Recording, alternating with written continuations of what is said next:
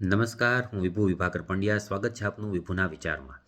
આજના સમાચાર પત્રમાં મેં વાંચ્યું કે ગાઝિયાબાદમાં 3 દીકરીઓએ કે જે સગી બહેનો છે તેમને મોબાઈલમાં ગેમ્સની લતને હિસાબે કોઈ ગેમની લત લાગી અને તેમને પોતાના જીવન ટૂંકાવી દીધા, આત્મહત્યા કરી. અને એ જે દીકરીઓ છે તેની ઉંમર જે મેં વાંચ્યું છે, જાણ્યું છે સમાચાર પત્રમાં, એમાં એક દીકરી કંઈક 16 વર્ષની, એક 14 વર્ષની ને એક 12 વર્ષની. આ 3 બહેનોએ પોતાનું જીવન ગેમની લતમાં ગુમાવ્યું છે, મોબાઈલમાં ગેમ રમવાની લતમાં. તો આનાથી વધારે દુઃખદ ઘટના શું હોઈ શકે? સૌપ્રથમ તો આપણે 3 દીકરીઓની આત્માને ઈશ્વર શાંતિ આપે, તેમના હૃદયમાં સ્થાન આપે એવી પ્રાર્થના કરીએ. અને આ કિસ્સો જે છે એ આપણા સૌને શીખ લેવા જેવો છે. પછી તે વાલી હોય, શિક્ષક હોય કે સમાજ હોય, બધાએ આ બાબતને હળવાશથી લેવાની જરૂર નથી. મેં જ વાંચ્યું છે ત્યાં સુધી કે દીકરીઓએ અભ્યાસ પણ બંધ કરી દીધેલો મોબાઈલ માટે થઈને, અને એટલી બધી મોબાઈલની લત લાગી ગઈ કે હવે તે મોબાઈલ છોડી શકે તેમ નથી, આ ગેમ છોડી શકે તેમ નથી, એવી એક ગેમની લત એમને લાગી ગઈ છે. મિત્રો, આ તો એક કિસ્સો કે જે આપણી સામે આવ્યો છે. આવા અનેક કિસ્સાઓ ક્યાંક ને ક્યાંક ખૂણે બની રહ્યા છે. આ જે ઘટના બની છે એ ઘટનાની એકદમ કગાર ઉપર આવવાની તૈયારીમાં હોય એવી ઘટનાઓ આપણી આસપાસમાં ઘટી રહી છે, આપણું ધ્યાન નથી. હું ઘણા વર્ષોથી પ્રાથમિક શાળામાં શિક્ષક તરીકે કામ કરું છું. એટલે આ જ એજના બાળકો, જે 10, 12, 14 વર્ષના જે બાળકો છે એમની સાથે કામ કરું છું, એમના વાલીઓને મળું છું. એટલે આ બાબતમાં હું તમને મારા જે અનુભવો, અવલોકનો અને વિચારો છે એ પણ શેર કરીશ. એ હેતુથી જ માત્ર મેં આ વિડીયો બનાવ્યો છે. જે રીતે ડ્રગ્સની લત લાગી જાય અને ડ્રગ્સનો બંધાણી ડ્રગ્સ વિના ન રહી શકે, એ જ રીતે આ મોબાઈલ, બધી ગેમ્સ અને સોશિયલ મીડિયાના જે કાંઈ પ્લેટફોર્મ છે એની કાયદેસરની આપણે કહી શકીએ કે લત લાગી ગઈ છે. એ લત હવે છોડાવવી એ એકદમ ઇમ્પોસિબલ જેવી વસ્તુ છે, અશક્ય છે એવું આપણને આસપાસ સ્પષ્ટ રીતે દેખાય છે. હું તો જોઉં છું આજકાલ એટલો ઉપયોગ, જે આ નાના બાળકો, દીકરા દીકરીઓ, જે વિદ્યાર્થીઓ છે એમની પાસે મોબાઈલનો વધ્યો છે કે એની કોઈ સીમા નથી. ઘણી વખત અમે હળવાશના મૂડમાં પૂછીએ છોકરાઓને, તો છોકરાઓ સામેથી કહે છે કે કોઈક છોકરો કહે છે કે સાહેબ હું 2 કલાક ફોન જોઉં છું, કોઈક દીકરી કહે સાહેબ હું રોજ 2-2.5 કલાક તો જોઉં. અમારો હેતુ ત્યારે જાણવાનો હોય કે ખરેખર શું ચાલે છે, અને પછી અમે એના વાલીને પણ સંપર્ક કરીએ. મેં ખુદ કરેલો છે, મારા અનુભવો તમને જણાવું.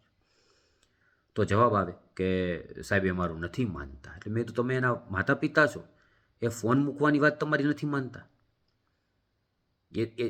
એ તો કઈ રીતે બની શકે? એટલું બધું કંટ્રોલ બહાર વયું ગયું છે, તમને ખ્યાલ પણ નથી કે તમારા બાળકો ફોન મૂકવા જ તૈયાર નથી.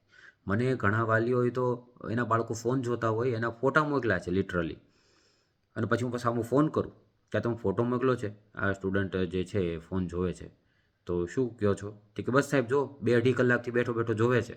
એટલે કીધું જો તારા સાહેબને ફોન કરું અથવા જો ફોટો મોકલું એટલે સાહેબ તને છે ને કાલ ખીજાય. અરે મેં કીધું હું તો એને કાલ ખીજાઈશ, ખીજાવા કરતાં પણ વિશેષ સમજાવીશ.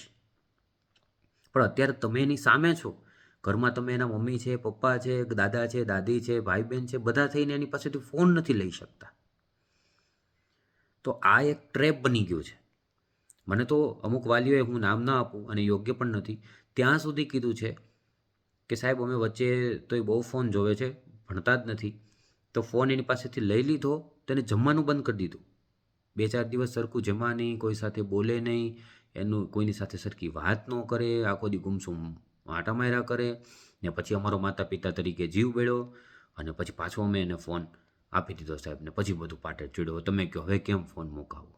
તો આ એક માનસિક બીમારી જે રીતની હોય છે એ રીતે વિદ્યાર્થીઓ, નાના દીકરા દીકરીઓ, જે બાળકો છે એનો ભોગ બનતા જાય છે. આ એક સ્પષ્ટ મારું અવલોકન છે.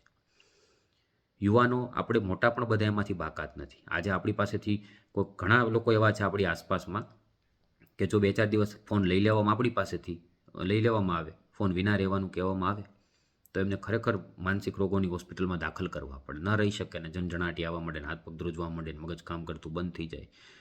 કારણ કે એટલી બધી લત લાગી ગઈ છે, એક વ્યસન થઈ ગયું છે.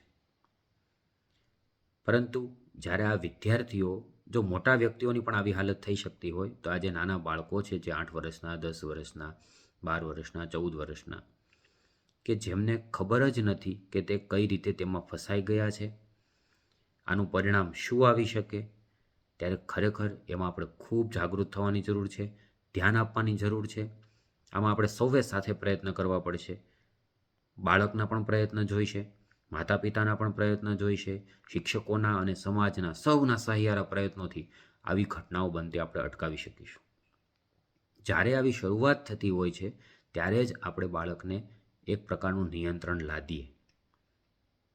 મારે પણ દીકરી છે, સ્વાભાવિક છે આજના સમયમાં બધા બાળકો ફોન જોતા હોય, એવી કોઈ વાત નથી કે 1 મિનિટ પણ ફોન ન આપો. ન આપી શકો તો બેસ્ટ છે.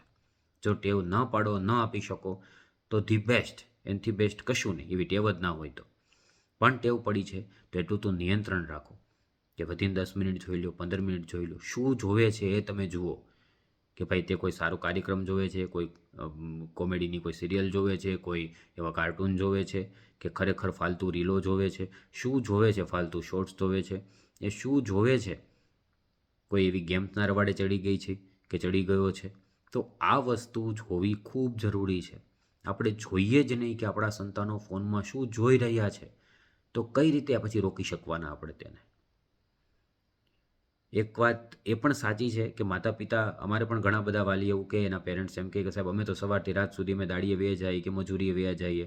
એવી રીતે સિટીમાં પણ બધા પેરેન્ટ્સ, બંને પેરેન્ટ્સ વર્કિંગ હોય તો એના કામ પર જતા રહે, પણ તો ફોન ન આપો તો કીપેડવાળો સાદો ફોન રાખો ઘરે. તમે એનો સંપર્ક કરવા જ માંગતા હો તો કીપેડવાળો સાદો ફોન આપો. હવે ક્યાંય ઓનલાઈન શિક્ષણ ચાલતું નથી, બધા ક્લાસો શરૂ છે, કોરોના વયો ગયો. કોઈ ઓનલાઈન શિક્ષણ માટે કે એને કોઈ એવો મોટી સ્ક્રીનવાળો ફોન કે એન્ડ્રોઈડ ફોનની જરૂર નથી. માત્ર ને માત્ર એને સાદો ફોન આપો તમે એને સંપર્ક કરવા માંગતા હોય તો.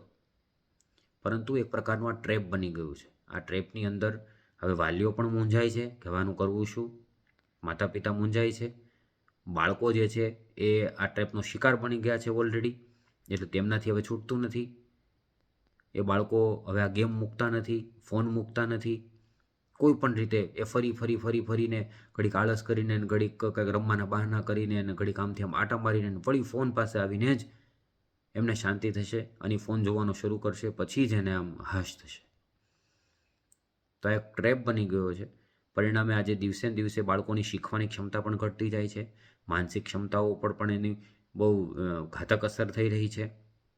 સામાજિકતા પણ એમની એકદમ જોખમમાં છે, એમનું આરોગ્ય પણ જોખમમાં છે, અને છેલ્લે આપણે જોઈએ તેમ એનો જીવ પણ જોખમમાં છે. તો જો હવે આ બાબતમાં ધ્યાન નહીં દેવામાં આવે તો ખરેખર ઘણા બધા બાળકો આનો ખૂબ મોટા પાયે શિકાર બનશે, અને આના ખૂબ ખરાબ પરિણામો આપણે સૌએ, એટલે કે માતા પિતાએ, શિક્ષકે, સમાજે, સૌએ ભોગવવા પડશે. એટલે ખરેખર આના ઉપર નિયંત્રણ લાવવામાં આવે, બાળકોને બિનજરૂરી ફોન ન આપવામાં આવે, આપવા જ પડે તો એક સમય નિશ્ચિત કરવામાં આવે કે એટલો સમય જ જોવાનું છે. એમાં એ જોવામાં આવે કે શું જોવે છે. કોઈ એવી ગેમ્સ તો નથી રમતું ને કે જે એનું મગજ બગાડી નાખે. કોઈ એવા પ્લેટફોર્મ ઉપર તો એ નથી જતું રહેતું ને કે એને ખુદને પણ ન ખબર હોય કે કઈ વસ્તુનો શિકાર બની રહ્યું છે.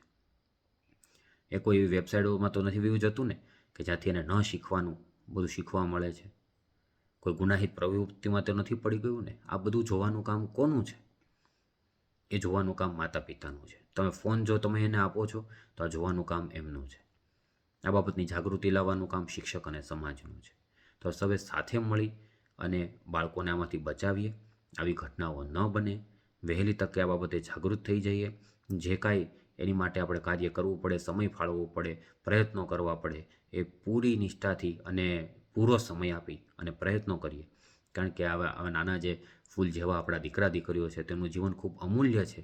કોઈ એક સામાન્ય ગેમ કે કોઈ સામાન્ય સોશિયલ મીડિયાનું કોઈ પ્લેટફોર્મ કે કોઈ મોબાઈલ જેવી વસ્તુના કારણે કોઈ ઘરમાં આવી દુઃખદ ઘટનાઓ બને અને આવા દીકરા દીકરીઓ જે છે એ આત્મહત્યા કરે, એનાથી ખરાબ આપણા સૌ માટે, આપણા સમાજ માટે કશું જ ના હોઈ શકે. તો વહેલામાં વહેલી તકે આ કિસ્સાને ખૂબ ગંભીરતાથી લઈ અને આપણે એકદમ જાગૃત થઈ જઈએ અને આપણે આપણા દીકરા દીકરીઓ આપણા સંતાનોની સાચા અર્થમાં રક્ષા કરીએ, તેમને જ્યાં આ ખરાબ માર્ગે જેટલે આગળ વધ્યા છે ત્યાંથી ધીમે ધીમે પ્રયત્ન કરી પાછા લાવીએ અને તેમના ઉપર એક ચોક્કસ નિયંત્રણ પણ રાખીએ સોશિયલ મીડિયા મોબાઈલના ઉપયોગને લઈને, અને તેમની સાથે સમજાવટથી બહુ શાંતિથી કે આવું કોઈ પગલું પણ ના ભરી લે એ રીતે એકદમ ગુસ્સામાં નહીં, શાંતિથી એમની સાથે વાતચીત દ્વારા, એમની સાથે સમજાવટ દ્વારા, એમને સમય આપી, હૂંફ આપી, પ્રેમ આપી અને એમની પાસેથી કામ લઈએ, એમને આપણી વાત મનાવીએ કે ખરેખર એની માટે નુકસાનકારક છે. Vibhakar Pandya signing of. ખૂબ ખૂબ આભાર.